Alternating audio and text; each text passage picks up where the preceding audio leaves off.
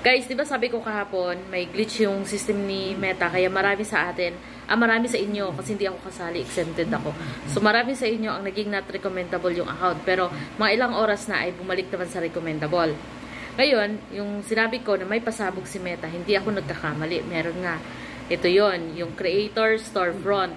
Yan yung bagong nilabas ni Meta ngayon na marami siyang binigyan, which is marami na din ang nag-set up.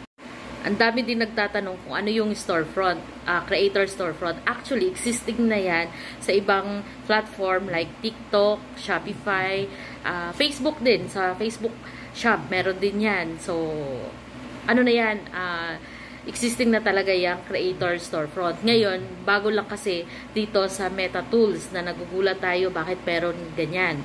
At sa mga nagtatanong kung ano ibig sabihin yan, yan po ay advantage kung ikaw ay may negosyo. Kagaya ko, advantage ako dyan kasi yan ay mas pinadali na. Ibig sabihin, mag-upload ka dyan ng mga produkto mo na ibebenta at parang same lang din sa mga TikTok shop, sa Shopee, sa mga kung ano man yung ginagamit nating merong e-commerce business na nakakapag-direct communicate ka sa seller. Ganun po yan. Dyan ka kikita. Advantage yan sa may mga negosyo. Okay, so more details about dyan i-upload ko. Alright, yun lang muna. Love, love.